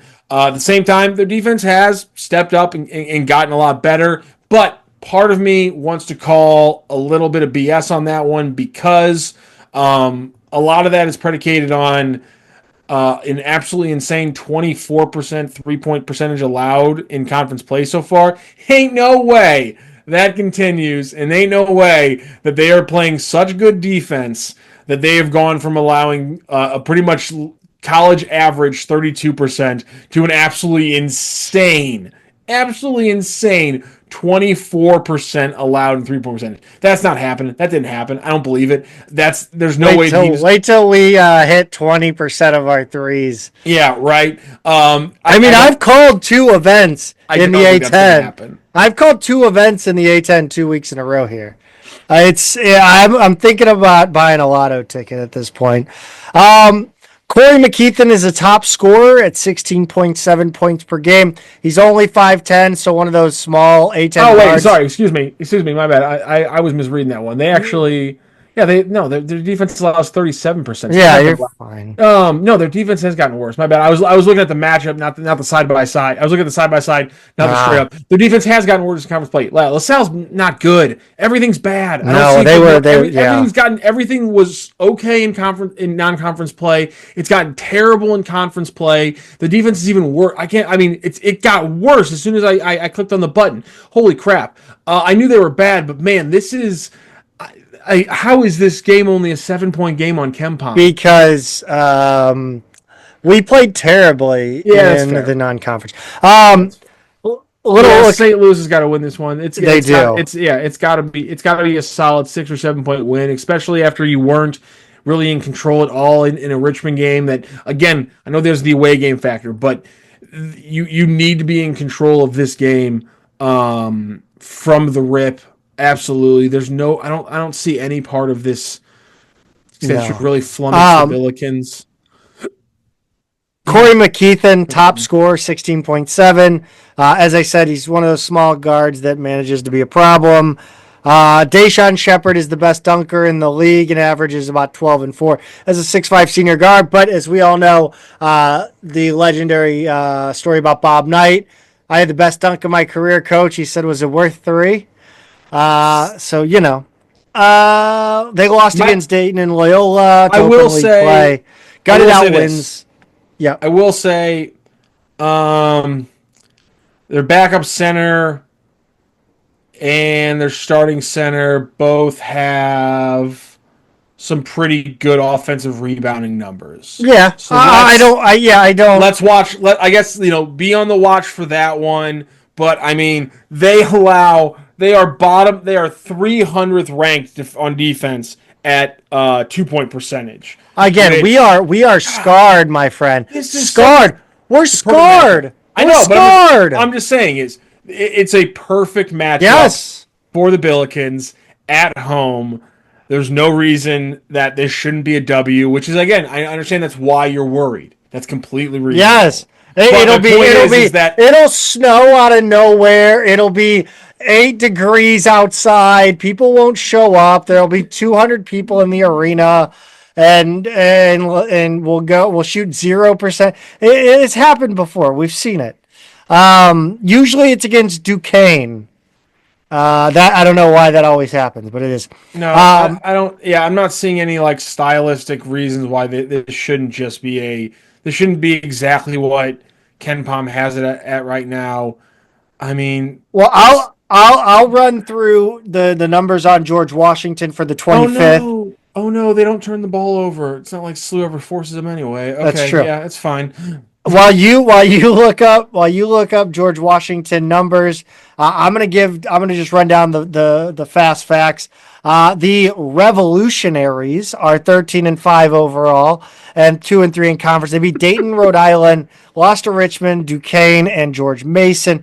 So there's honestly no way to tell if they're good or bad, which I think is about every team in this league, which we'll get into. Darren Buchanan is the leading scorer, not a 3-point threat, averages 7 rebounds, 3 assists per game. Gerald Drumgoole, by the way, Drumgoole is better than Rasul. I'm sorry, that's just facts. He can shoot from outside, but is less of an all-around threat. They want to play pretty fast, get to the rim in transition. They get to the line a lot. They do get some steals. Again, question how good this team is. And again, I'm going to come back to it on a macro level. Tell us why Billiken fans should or shouldn't be worried for this one. Again, until it gets fixed, I'm going to keep pointing it out. Rafael Castro has a top 40 offensive rebounding percentage in the country at almost 15%. That's absolutely massive. So I would go ahead and circle Castro, who is already a pretty tough player right off the rip. He also has one of the higher block percentages in the country as well. And as we saw against Richmond, it's not like the Billikens are a hard team to block shots against. So those two things would be why I would be a little bit worrisome if I was you.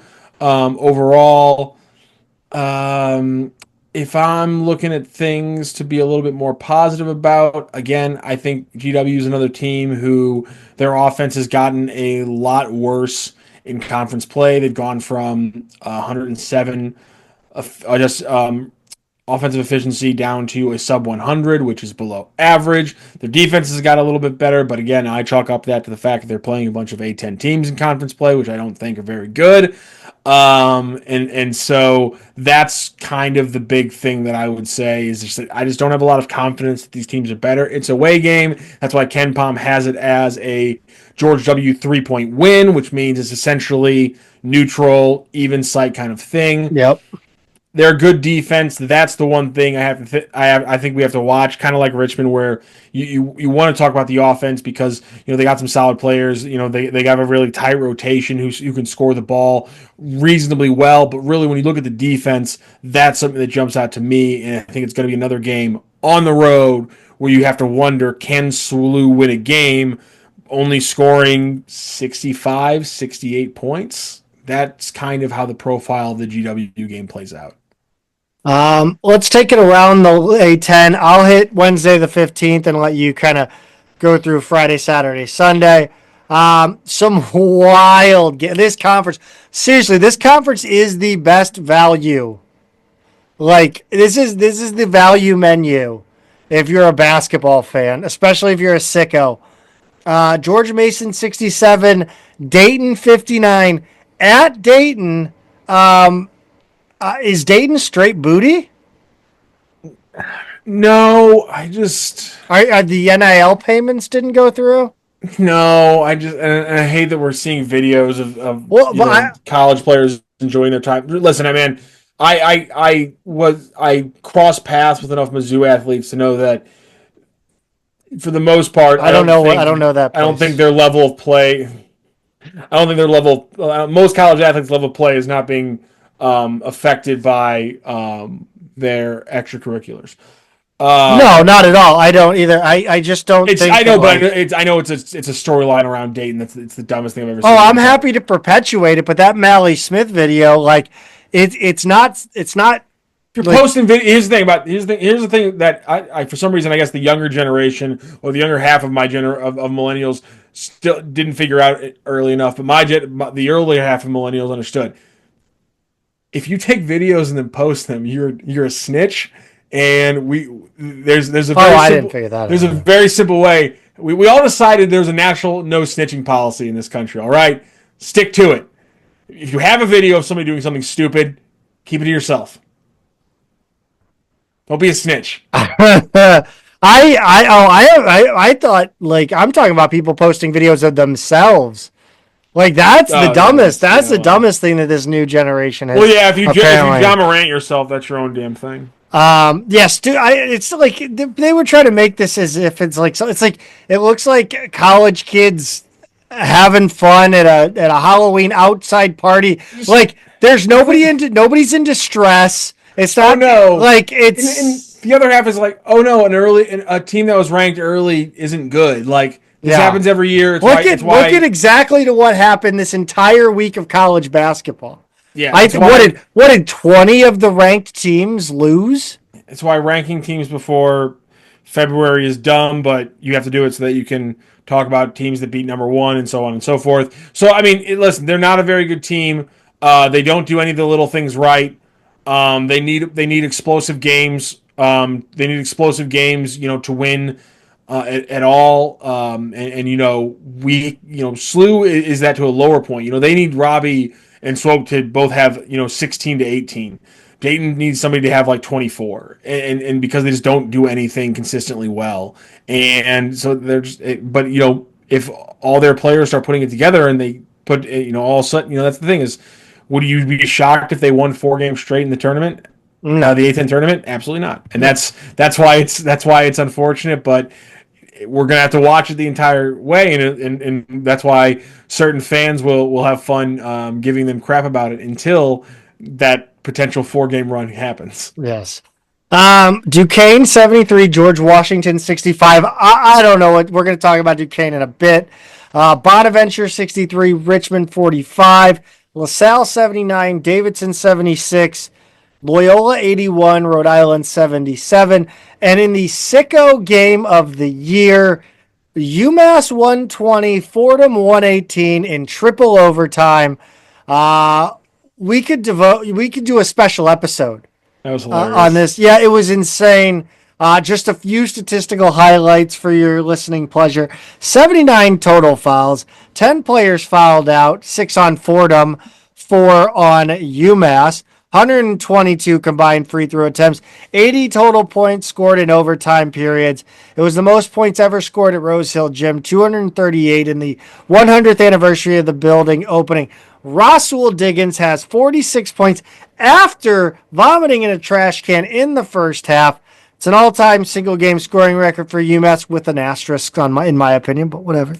No, I'm kidding. I don't care. I don't believe in asterisks at this point.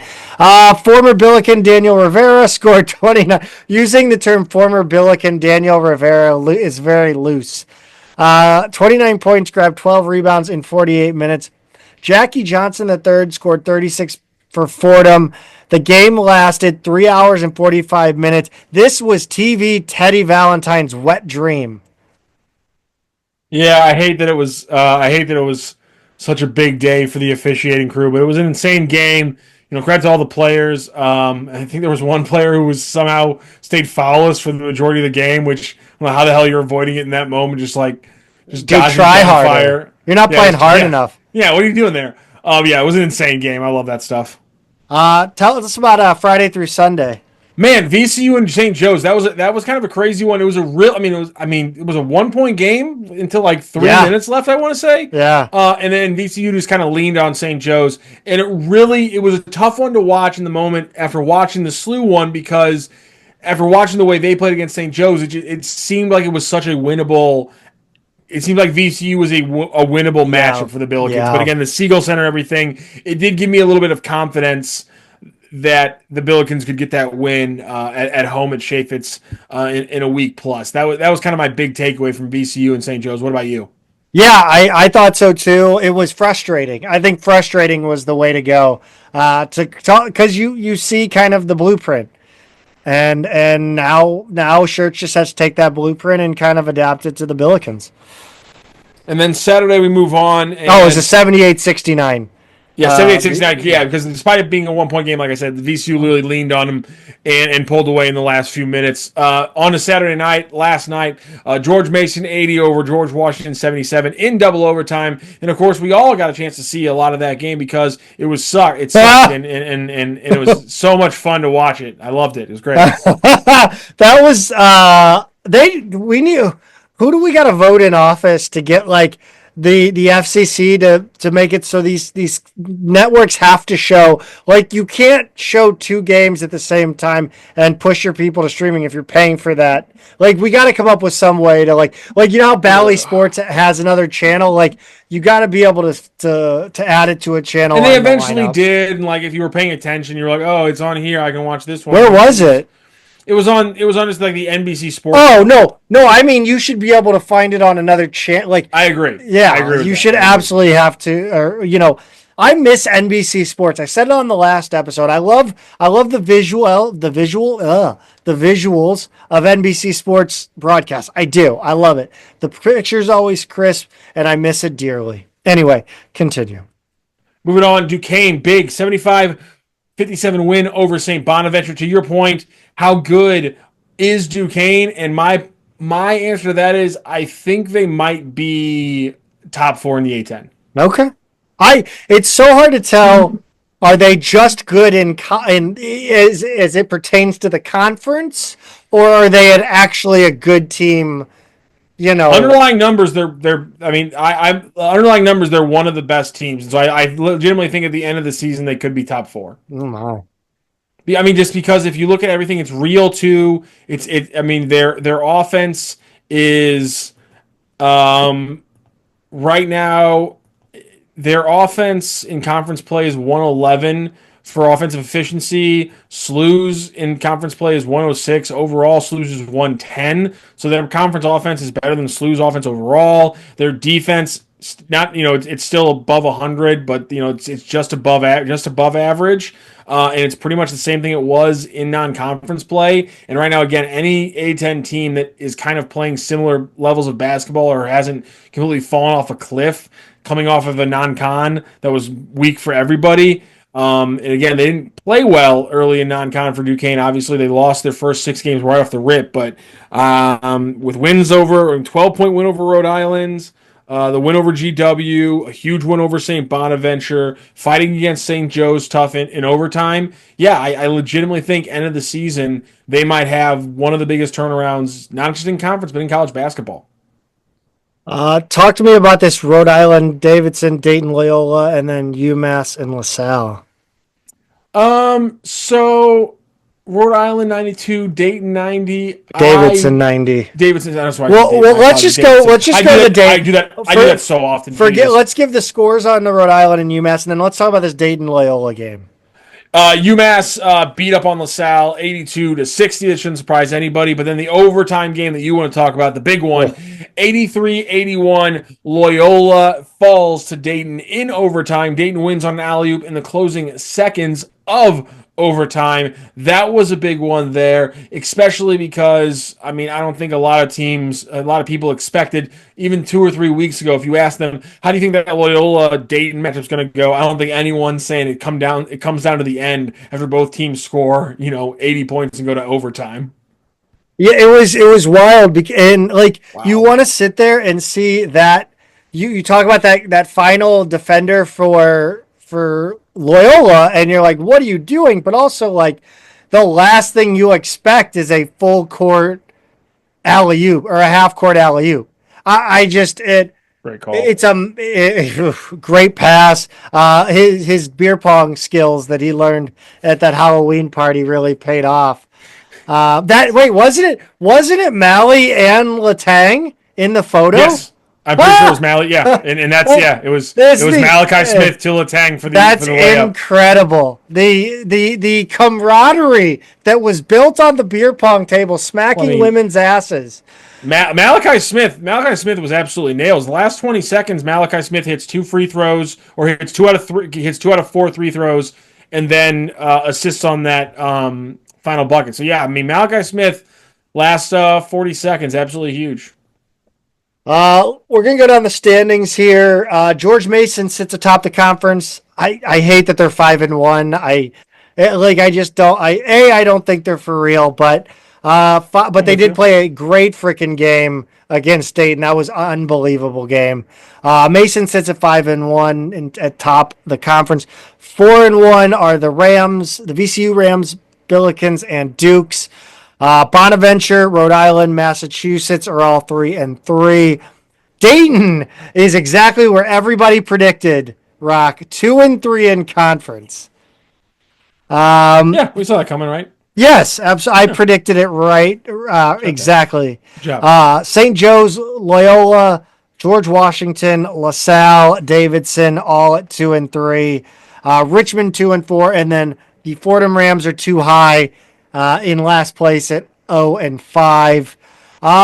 It's really hard to tell who really sits atop this conference. Like, it's hard for me to trust these temes.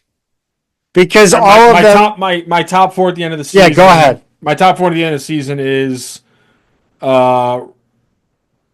VCU in no order. I reserve to say there's no order. VCU, St. Louis, Duquesne, and I think I think Dayton probably gets it right, and is Can still they? top 4 at the end of the season.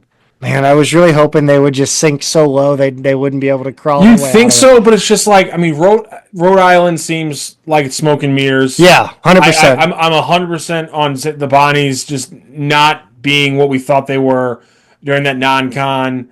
UMass Nope, is gonna no, but they're gonna cannibalize parts of this conference in annoying, stupid ways. If Loyola Chicago gets healthy, There's no that would be more shocking than Duquesne in my maybe not, but still. Same thing with George Washington. Obviously not LaSalle, not Davidson, not that Richmond team, and obviously not Fordham. So that's my thing. Is like I just think like Dayton could go on a 10-game win streak and it wouldn't really shock me that much. And so I just got to think I think that's my top 4 right now. I could be very wrong. I could look like an idiot for not rolling with George Mason. I could look pretty dumb for rolling with a 500 Duquesne team. I mean, I don't think there's any better candidates. Yeah. It's like the U.S. political system. I'm trying to think. Let me look here. I mean, Dayton. That was the first time we've got Pete's gone, and the first time I get political.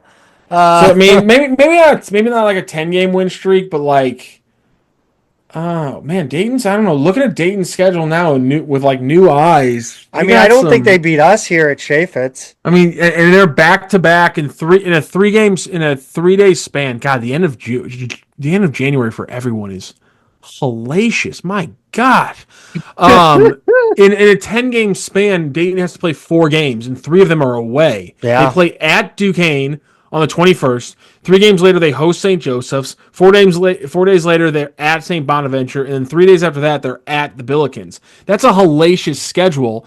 Then they have 2 home games back-to-back against Davidson and VCU, which still should be tough, but then they get an easy one at Fordham, host Duquesne, at Loyola, at Rhode Island, versus Richmond, versus St. Louis, at VCU. So that could be the run there. If they win one of the two if they win maybe both Davidson and VCU at home, they could rip Fordham, Duquesne, Loyola, Rhode Island, Richmond at home, and maybe the Billikens at home. That's the run at the end of the season where Dayton gets kind of terrifying, and I could really see it happening. I don't want to think about that. So let's move on. And see, it's real. That's the problem. Yeah. The 2 teams that, I think I'm skeptical for, similar reasons with Mason. Again, Davidson win, Richmond win, UMass win at Dayton. But I mean, that's a Dayton team that's like a hurt fawn. George Washington again, Rhode Island, Davidson. I just don't, none of these teams are good. None of them. So it's hard to tell who's actually, could compete for that one or that championship in Brooklyn as a top 4. Our survivor picks this last week, Bonaventure over LaSalle. We lost. We're out. My pick lost Bonaventure over LaSalle as well. So second chance bracket for me. Peter's still alive altogether. Bonaventure over Richmond was a win this week. I'm taking SLU over Richmond, and I won. And then Peter's taking SLU over LaSalle. You know what? I think we're gonna. I guess before we'll do an abbreviated women's basketball because they're and soccer while Rock's here. I'm not going to go over the games because Jesus, Mary, and Joseph, this team is just brutal right now, and we wouldn't do ourselves justice if Pete's not here. But I do want to talk about the first ever head women's basketball coach of St. Louis University passed away on Christmas Eve at the age of 84. Thad Strobach, survived by his wife 46 years, 2 sons, 5 grandchildren, a St. Louis native. He was a manager for the SLU High basketball team before getting a bachelor's in history and a master's in guidance and counseling at SLU. He taught and coached at grade schools and high schools all over the city before establishing the women's basketball at SLU in 1975. In his only season at the helm, he went 8-6. He then handed the program off to John O'Brien, who remained for 13 years. Strobach, meanwhile, went to Visitation Academy for most of his remaining career, leading the school to 5 state titles, 4 second-place finish, and 1 third place. He ran a basketball camp for 25 years and is considered instrumental in building the foundation of girls basketball in the St. Louis area. On the women's soccer side, Megan Link was named associate head coach. She's from St. Louis area and attended Lafayette High School. She comes to salute for Michigan State, where she served 4 years as an assistant coach. Katie Shields said she's considered one of the best goalkeeper coaches in the country. Katie Shields would know a little something about that, being a goalkeeping. And that's one of their big. That's one of their big recruits, and one of the big spots they got to replace this next year. Right? Yes, they picked up a keeper from Arkansas. Will be a sophomore. We'll see if they add one more keeper. She, in addition to goalkeeping, she oversaw set pieces and Midwest recruiting at Michigan State. She's coached at lower division schools like Grand Valley State, Quincy, and Southwest Baptist, which is where she played in college. She has experience at the youth and high school levels, along with a stint with U.S. Soccer. Patrick Schulte played in goal for the U.S. national team. Rock. Yeah. Do you think he's the goal? Do you think he's the goalkeeper for the World Cup? I mean, I think he's got a damn good chance over the next year to win. Over the next year and a half to win that spot. Yeah. All right. Yeah, I think he's probably second or third on the depth chart right now. If you had to draw it out, maybe fourth. I've heard that worst. I've heard that the other keepers are a little weird. And Schulte just all keepers are weird. Yeah. I'm aware of that. Anyway, but I've heard that they're a little less sociable than Schulte. Schulte's very much an all around guy. I think a dude, so to speak. But I've heard that the coaches are really fond of him. I'm interested to see. I would love to hear what Pochettino thinks about him. But I think we're going to call it here. Again, thank you all for listening. Thank you to Rock for filling in on short notice. Yeah, man, it's always fun and educational. It's like an episode of Magic School Bus. Appreciate that. I love that show. All right, Rock, go Bills. There you go. Go Bills.